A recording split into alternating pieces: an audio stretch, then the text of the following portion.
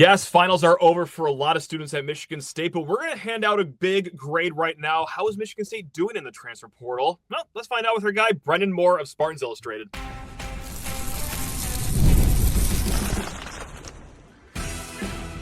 You are Locked On Spartans, your daily podcast on the Michigan State Spartans, part of the Locked On Podcast Network, your team every day.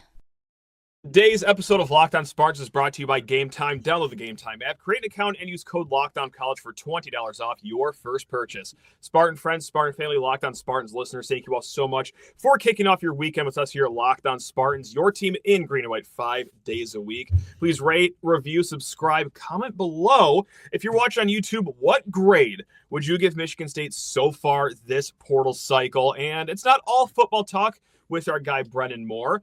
He's going to be here for the football portion, but after we, say goodbye to him, let him go enjoy the holidays. We're of course going to get to the basketball game against Florida Atlantic. But Brendan of Spartans Illustrated, look, this is one of the easiest tropes that talking heads like myself can do. Let's just slap a grade on something that isn't even completed yet, because there's still time for guys to enter the portal. Of course, there's even more time for guys to commit somewhere. There's the spring portal cycle, but We're not in the business of being patient and waiting, Brendan. No. What grade would you give Michigan State football so far this portal season? Ooh, so I like to kind of go by position. I'd say wide receiver. I'd say they get like an A minus. I like that. I think they've upgraded significantly there. But overall, I'd go probably a B right now. Like you said, it's still a lot of time. Still got, I believe, the 28th. The portal closes. Obviously, guys can commit even after that date. You just have to enter by the 28th if you're a player. So Michigan State will be getting commitments, I would assume, for the next month or so. And obviously, there's that spring portal window as well. We'll get there when we get there. But as of right now, 6 commitments in, I would say roughly, I'd say a B. Would I be the most negative Nancy in the world if I said B minus? Am I overreaching there? Because I agree 100% with wide receiver. Look, I think that's going to be a little bit of an upgrade here. Chrishon, McCray, Omari, Kelly. I think, no disrespect to the guys that have left in the cycle, but to compliment Nick Marsh, I think that's what you needed, especially with Chrishon McCray out of Kent State. Like, this offense needed one of those slot receivers that can actually be a playmaker. But outside of that, yes, you got Luke Vincic out of Oregon State. You got Caleb Carter out of Western Carolina. I still want a little bit more from the offensive line. And just like we talked about in yesterday's show, I did that one solo where I was just crying here. But we gotta have any more visitors on the defensive line coming other than like a second, if not third string guy from Florida State? Anyone that plays the edge position, would you like to come and see what the Red Cedar River is all about here? Because you went into this portal cycle needing a lot of positions, obviously, but those trenches you really needed. And I would like to see a little more visitors there and a little more action there. Am I panicking a little too much, Brendan? Keep me in check if you want to.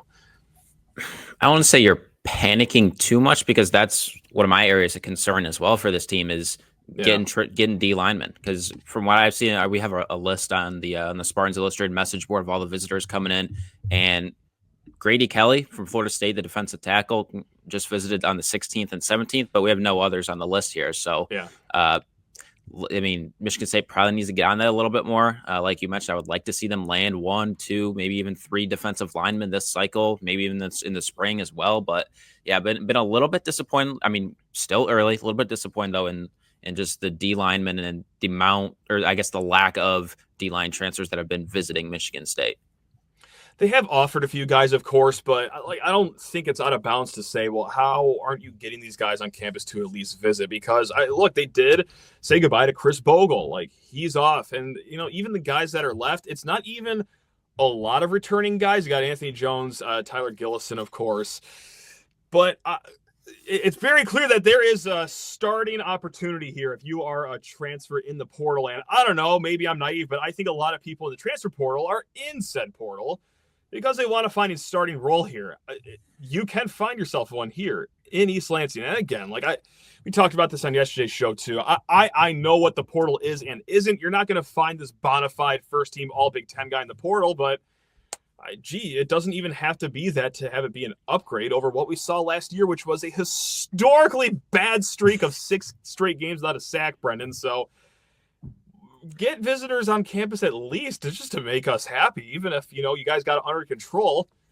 Just optically, just have someone on campus, please. I'm losing my mind here.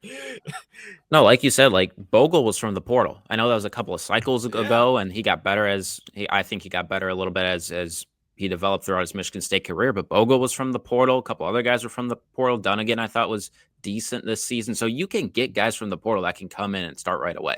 And it's not like Michigan State doesn't have the resources to get guys. Right, it's just a matter of. That's what I've heard. It's just a matter of effort, offering them, getting them on campus, getting them to commit. So, I would like to see a little bit more on the defensive line front. I did accidentally leave off Jalen Thompson's name for returning an edge rusher, so just want to correct myself there before going any further. But still, that's like 3 guys right there. Whatever. You guys have heard me just whine and moan about that enough the last 2 shows. But let's talk about maybe another position group on the same side of the ball, the defense, the secondary, because Malcolm Bell, he visits a few days ago. This is a UConn guy, the 3rd highest rated Husky defender, according to Pro Football Focus. He's played over 1,000 snaps in his career. There's like whispers that something could be happening here anytime between now and the weekend, or maybe things fall apart as they quite often do in college football. But nevertheless, Brendan, would that be important with a capital I to get Malcolm Bell's commitment? Because this is a secondary room that said goodbye to, well, another Jalen Thompson, not the same one we just talked about, of course, Ed Woods, and then Charles Brantley. Suddenly, we're a little thin here and we could use some experience. And like I said, over 1,000 snaps, that's some experience.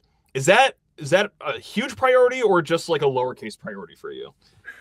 For me, I think priorities lie in the defensive line and offensive line first and foremost, but absolutely they need guys in the secondary. Like you mentioned, some of the guys leaving. Brantley is a big one, but they got Joshua Eaton from the transfer from Texas State, so that was a decent get. He played a little bit at Auburn before he transferred to Texas State.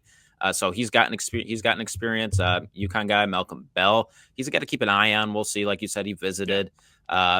But yeah, so if they can land Bell and with the addition of Eden, I would like to see maybe 1 or 2 more this cycle. That would be ideal in a perfect world. But obviously, they get the spring portal window as well. But Bell would be a decent get for Michigan State, I think. Yeah, he could be an instant plug-in guy, too, to the starting rotation. Like, in the backfield, you got Nikai Martinez, Malik Spencer, who I believe would still hang around here. And then, you never know what you're going to do with Dylan Tatum. Is he going to play corner? Is he going to play safety? You could throw him anywhere. Hopefully he has a full recovery, of course. But then, do you throw Bell at the other corner? Is it Chance Rucker's time? Josh Eaton. There's going to be competition there, but it doesn't hurt to just, keep throwing experienced players in from the portal into that room. The more the merrier. And I think any State fan that's watched 3 games over the last 4 or 5 years would tend to agree with that, Brendan. I hope I'm not out of bounds with that. And hopefully the injury luck reverses, does a 180 next season. I know we've seen horrible injury luck for Michigan State in the secondary for the past, it seems like 20 years. Yes. But that is also key. That might even be more important than adding, 2 or 3 more defensive backs. Just staying healthy in the secondary. It's going to be so important next year. I know we're going to talk about it for like the next 9 months or whatever until toe meets leather in August. But that might be even more important than, getting more transfers. Just between like Michigan State and the Detroit Lions, like both the teams that I root for. I don't know if Spartan Stadium and Ford Field were built on Native American burial grounds or what. Horrendous luck when it comes to injuries for both the teams. I think you might just be cursed. Football in a long time. Me cursing things? No, come on. No. Never gets out of sense. That was dumb of me. No, it's probably true. Did Rocket Money help you find any subscriptions that you forgot about or that you were paying for twice? That has definitely happened to me. I had a few subscriptions that I didn't even realize I was still paying for, and Rocket Money made it so easy to track them all down. It's like having a personal assistant for your finances. Now, Rocket Money is a personal finance app that helps find and cancel your unwanted subscriptions, monitors your spending, and helps lower your bill so you can grow your savings. Brings everything together all in one place, whether it's subscriptions, your spending habits, limits, or even the goals you want to hit in this next year. Rocket Money has over 5 million users and has saved a total of $500 million in canceled subscriptions, saving members up to $740 a year when using all the app's premium features. Plus, with their goals feature, I've been able to automatically set aside money for my future. No more stressing about budgeting every month. Cancel your unwanted subscriptions right now and reach your financial goals faster with Rocket Money. Go to rocketmoney.com/lockedon today. That's rocketmoney.com/lockedon. rocketmoney.com/lockedon. Also, guys, Game Time may be a good idea for a last-minute gift. Nab some tickets off of Game Time, the greatest place to find your tickets. Whether it's a sporting event, concert, comedy show, if it's a ticketed event, odds are you will find it on Game Time and you will save with flash deals. Let's say it's a few days or a few weeks before the event. Hop on Game Time. You'll find great seats in great sections for a great price. Or say you're a little bit of a procrastinator like myself and you're walking up to the venue with no tickets. Oh my goodness. Well, is it too late to save money? No, absolutely not. Not with their last-minute deals over at Game Time. They are the best for a reason. And, well, part of that is because they're going to save you money off the bat. That's right. Download the Game Time app today, create an account, and use code LOCKEDONCollege for $20 off your first purchase. Terms apply. Again, create an account and redeem code LOCKEDONCollege for $20 off. Download Game Time. What time is it? Well, yeah, it's Game Time. Really quick, speaking of secondary guys, you did have a little note on the message boards at Locked on Spartans, or sorry, not Locked on Spartans, Spartans Illustrated, rather, that I thought was interesting because, yes, Michigan State, they've seen 14 guys go into the portal, and that's not new. Obviously we saw that last year. Guys went out there, saw what they were worth, and, a few of them were welcome back to the team. You had a note on there that suggests, guys like Charles Brantley, for example. We've had some people wonder, hey, could he come back for what would seem like a 17th time out of the portal? But your note would suggest otherwise for folks that have left the program. What do you got to say about that?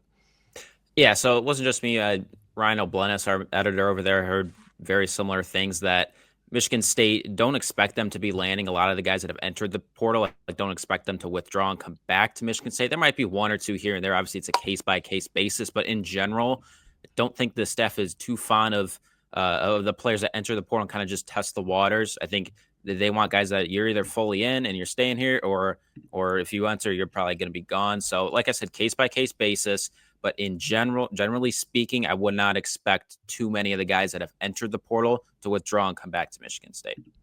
There we go. Well, that's good intel because, yeah, we've gotten a few questions like that, and not just Brantley, but a few other guys that have jumped in. So yeah, that's good to know that, hey, don't expect anyone to come back. Kind of like happened a lot last cycle. But let's move it to, hey, guys that are currently on the team, guys that are not in the portal, because we got a good mailbag question from our guy, Matt C. Always coming in with good questions.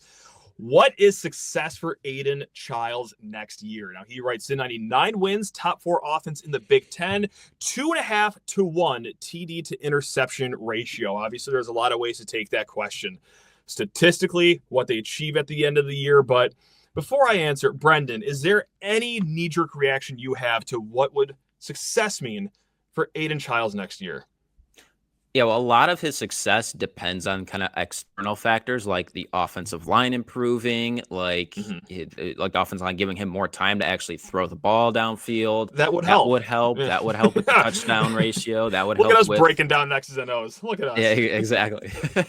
But yeah, I don't hate those kind of statistical markers brought up by the question there. I would like to see at least a 2-to-1 touchdown interception ratio. Completion percentage was significantly better at Oregon State. I don't know if you've seen that, but it was 60. He threw 68% at Oregon State, Michigan State 59%. Yeah. Obviously, there's Oregon State played mostly garbage time again against an FCS opponent. There was a good chunk of his snaps there against an FCS opponent there. So a little bit kind of a different sample size there, but Chiles improving. It's also a little bit of an eye test too, right? Yeah. I mean, we saw him. I thought he improved throughout the year in terms of decision making, not forcing balls in there, using his legs, just being smart. I thought he was smarter with the football later in the season than he was earlier in the season. So some of that you can't really quantify just in terms of numbers. I would also like to see rushing touchdowns increase a little bit. He had 225 rushing yards this year, 3 rushing touchdowns. So I'd like to see him use his legs a little bit more. That's probably more so on the play calling side of things, but I do think the numbers brought up there by by whoever asked that question. Those are some decent statistical markers. That's our guy, Matt C., who wrote in. It's a very love-hate relationship between this show and Matt C. And we're on an upswing right now. Matt C. would tell you this too, but man, when the second Michigan State loses a basketball game, we will be going at each other's throats, respectfully, I think at least. But nevertheless, look, the 2.5 to 1 touchdown to interception ratio, I you know what? Like, because there's no more excuses. Like, hey, he's young. He's still learning the position. Like, you're coming back for your third year of college at this point. You certainly are paid to be one of these top-end guys. So, yeah, I don't think that's out of line to ask for 2.5 to 1. That is what he accomplished in the last 5 games of the year. He had 7 touchdown passes, just 2 interceptions in those final 5 games. It kind of speaks to what you saw, Brennan, of got a lot better with decision-making with the ball. With that said, though, I would like more than 7 touchdown passes over a 5-game stretch, but also, let's not kid ourselves. And I know that people might not want to hear this, but it is not all on Aiden. My man needs time to throw the ball. He needs playmakers to catch the ball too. Like, that's not to say that Aiden was perfect to end the year and that everything that was a failure was out of his control. No, he of course has some work to do personally, but like, oh God, like he needs help. He needs help, Brendan. So I don't know if I can quantify it like statistically, or it must be a top 4 offense, because that's going to be an all-hands-on-deck thing to accomplish, is can you hit the ground running early next year? So I guess we'll call it 3-0 starting your non-conference slate, and just look like you have not skipped any beat and keep that linear progression rising through the start of the season. This is not the only time we're going to have this chat this offseason, of course, as the roster keeps being built. And, as we get closer to kickoff, we will be talking about Aiden Chiles and what success means for next year. But right now, before the roster's even set, that's where I'm at. It's just like, let's just focus on these first few strong weeks, as opposed to last year where it was very clear that, oh, hey, this is a young kid starting at quarterback for the first time in college, and boy, does it look like it. So that's where I'm at right now. I'm optimistic, though, that it can happen. I am. 100%. Like, fans should be optimistic. Like, Michigan State upgraded at wide receiver. There's more downfield threats. Like, there's a reason why they call Chrishon McCray Big Play McCray. Like, that's his nickname. So that's right. I would expect more big plays, more explosive plays. That's something the Oregon State offense really thrived on, running the ball and hitting those explosive plays down the field. So if that offensive line can improve, I think they upgraded at wide receiver. Obviously, we'll see, but I think they did. Then I would assume Aiden Chiles, even if he stays the same, which I would hope he would improve as a player, but even if he stays the same, his numbers should be better if those two position groups improve. Yeah. No, it's right on. And look, before we let you go, enjoy the holiday season. You do more than just Michigan State football banter, especially on Twitter. You do all-encompassing college football Twitter. And look, I know it's a sore subject. We got snubbed by the committee. Our Michigan State Spartans did not make the college football playoff this year, but I do want to talk just a little bit about it. Because, Brennan, do you have, like, you can make it best bet, or if you're not a betting person, you can just say best pick. What team do you have circled this weekend as, like, your most confident game coming up? Ooh. I think Penn State's kind of in for a really good game. I thought they played well, especially offensively against Oregon. So I think that, and then translating it to a home environment, SMU traveling from Dallas to Happy Valley, it's going to be like in the 20s. So the cold weather could be in factor there, especially for SMU. So, and we know that defense is good. I know they're struggling against Oregon, but I think they can handle SMU's offense. So I think Penn State wins by double digits. I'm looking forward to kind of a low-scoring game, Tennessee, Ohio State. That's probably the most interesting game to me, just because of the stakes outside of the game itself with Ohio State and Ryan Day. But I'm super pumped for this playoff this weekend. I was going to have you talk me out of a bet, and that bet, Brendan, is Penn State minus 8.5. Now, there's a few reasons for that right now. And like, I'm confident with it. I like that you're saying double digits because that's kind of where I lean right now.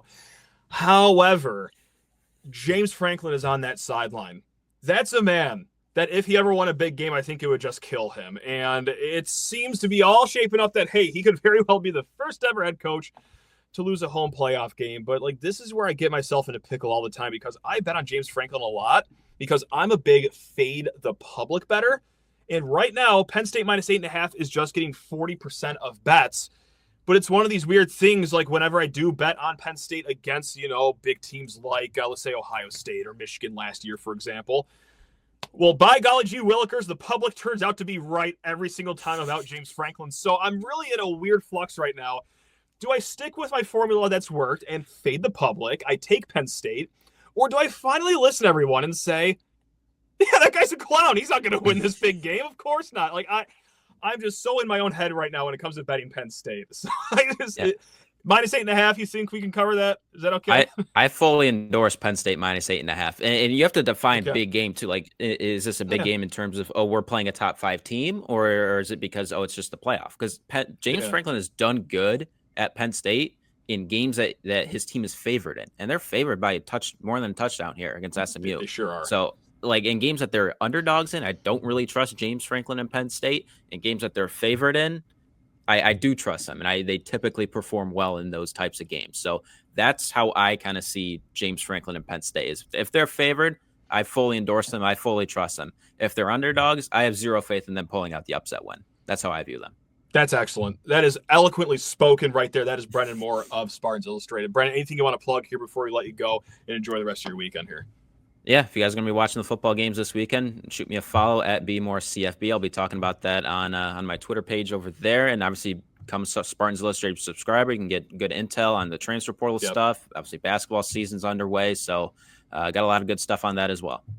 Folks, we will be back in a hot second. I'm going to talk about this basketball game against Florida Atlantic. And also Jaxon Kohler quite literally having a historical rebounding season so far. But hey, we'll be back in a hot second. That's right. It's time. It is that time of year again. The college football playoff is back. And with a newly expanded 12-team format, it is guaranteed to be bigger and better than ever, bringing you all the hard-hitting and high-flying excitement that you love. TNT Sports coverage of the college football playoff begins December 21st, starting with the college football playoff kickoff show presented by AT&T at 11 a.m. Eastern.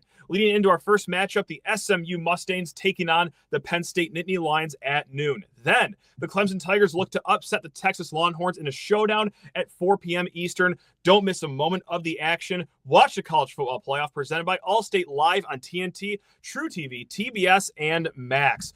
Also, guys, get ready for the college football playoff with Home Field Apparel. That's right, homefieldapparel.com. Always hooking it up with the greatest sweatshirts, hoodies, t-shirts, long sleeve t-shirt. I've got my retro Michigan State crew neck on right now. So good looking, but also, guys, buttery soft. Like, this is the most comfortable articles of clothing I have in my closet. They're all by Home Field. And let's say, for example, like you have other teams that you want to root for this weekend, like Indiana, Tennessee, for example. Well, funny enough, don't tell any of the Spartan this, I've got some Indiana and Tennessee gear from Home Field Apparel in my closet. They just do that good of a job where they will make you fans of other teams just because of how cool the clothes look. Now go over to homefieldapparel.com, and when you go there, hey, use promo code Spartan24. That's going to save you 15% off of your first purchase. Again, guys, homefieldapparel.com, Spartan24 for 15% off your first purchase at homefieldapparel.com. All right, let's talk a little bit of roundball right now, and we're going to get into this FAU game here in a hot second. But first, we got to recognize Jaxon Kohler. And we've already done our apology tour, saying, hey, sorry for kind of maybe perhaps doubting that there would be a big enough jump from the sophomore year to the junior year to make a real tangible difference in the front court. Okay, well, here he is. 5.5 rebounds per game. That is 5th best in the Big Ten. But it goes a little deeper than that because, look, the rebounds per game, it paints a decent picture of how good a player is at a certain stat, but it really doesn't tell the whole story. Like, you know what? I'll say it again. 8.5 rebounds per game, 5th in the Big Ten. However, the 4 guys above him are playing 8 more minutes per game than Jaxon Kohler is. So what we're going to look at is rebounding percentage. When there's a missed shot, what percent of time is Jaxon Kohler coming down with that rebound on both sides of the floor? His defensive rebounding percentage right now is 30.1%. On the defensive glass, he is grabbing 30.1% of misses. Guys, that's not good. That's not great. That is like bordering on historically elite if he could keep that up right now. That is best in the Big Ten right now, 16th best in the country. And we get the stat off BartTorvik.com, and they've been charting this since 2008. Yeah, that's how long the rebounding percentages stats go. We're talking 16 years at this point. This would be the best defensive rebounding season for Spartan since at least 2008. Could go even further beyond that. Unfortunately, we don't know, but it would be the 3rd best Big Ten player if this keeps going on. Right behind Caleb Swanigan, rest in peace, and then sophomore Mike Watkins, and then junior year Mike Watkins. So Mike Watkins of Penn State, he had 2 incredible rebounding years, but yes, this would be the 4th best Big Ten season defensive rebounding from Jaxon Kohler, should he sustain 30.1%. Now, on the offensive boards, also not too shabby. He's rebounding 15.4% on offense. That is second in the Big Ten behind Julian Reese of Maryland. Now, should he continue this clip, 15.4% on the offensive glass, that'd be the 4th best at Michigan State since 2008, only behind Nick Ward's sophomore year, Nick Ward's freshman year, and then Matt Costello in his senior year for Matt Costello. Just ahead of Goran Sutan's junior year. So if he keeps this up, you know what? Since 2008, that'd be the 16th best all-time in the Big Ten, just behind Mitch McGary. That's right. How about that for a callback right there? So that's a long way of saying that Jaxon Kohler isn't just doing pretty good rebounding. He's doing incredible rebounding the basketball so far. All right, let's talk a little bit about the Owls right now. FAU coming to Breslin Center Saturday at 2 p.m. They are coached by John Jackas. Now, he was on Baylor's staff in the past. He was on Gonzaga's staff prior to that. So this man has been around some pretty good basketball minds in his career here. Now, FAU, such is life for, mid-major schools. They have 11 new players in Boca Raton. And guys, their roster or their film sessions, it looks like a United Nations meeting because they have 7 different countries represented on that roster. Just a melting pot of a little team over there. Now, so far in the year, 7-5 overall. However, 3 of those losses came by a single possession. So they are 3 made shots away from being, well, what would that be? 10-2. And not too shabby. So yes, it's a different team than the last one that we're used to with Dusty May coaching them, but it's still nevertheless a solid mid-major team coming to campus. Now, Bart Torvik, they have Michigan State winning this game by 14 points. Yeah, should still be a comfortable double-digit victory. That's what the computers are telling us. But what has me a little scared for this game? Of course, I could wake up every game day and be scared about something. So what is it going to be on this Saturday morning? It's 2 things. First one, FAU, they play with some tempo. All right, they are 23rd in the nation at tempo, and it specifically comes down to one player. What gets me worried is that Jeremy Fears has not looked incredibly comfortable playing against tempo. You saw that in the Samford game. You saw that later on in the North Carolina game when, well, not to pin it on one player, but he almost single-handedly blew the game for Michigan State on the island. So I would like my point guard to be a little bit calmer, cooler, more collected under fast-paced basketball, but this is going to be a big test for him as the Owls come to town with some pretty experienced guards too. Now, what else has me scared about FAU? They're a pretty good shooting team. All right, their effective field goal percentage is 55.7. That's in the top 50 in the country. Also, when it comes to shooting the three-point ball, pretty solid, 37.1%. That is 68th best in the country. And guys, it's been a while since Michigan State has played a decent shooting team. This will be the first time since they've played Memphis that they are playing a team that shoots the three-point ball in the top 200s in the country.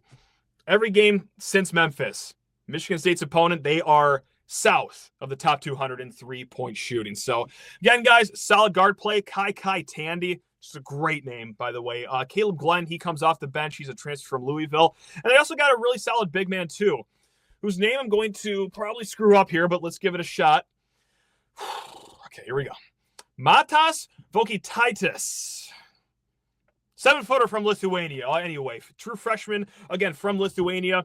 He's big. This will give our front court a good test. Now, what we like about this game, to bring it full circle, Michigan State should have the rebounding advantage over them, both because, well, yeah, Michigan State is really good at rebounding the ball so far this year, but FAU has just been kind of specifically offensive rebounding. I do think that this will be another situation where maybe the team that Michigan State's playing doesn't even try for offensive rebounds. They're already focused on getting back in transition defense because, yeah, that's where Michigan State can gash you. So we'll see about that. I suspect that will be the game plan defensively, or I guess on the boards for FAU, but there we have it. Again, guys, want to reiterate this. Michigan State by 14 is what Bart Torvik has. We will be back sometime this weekend after that game to talk about the game, anything that happens in the transfer portal right here at Locked On Spartans.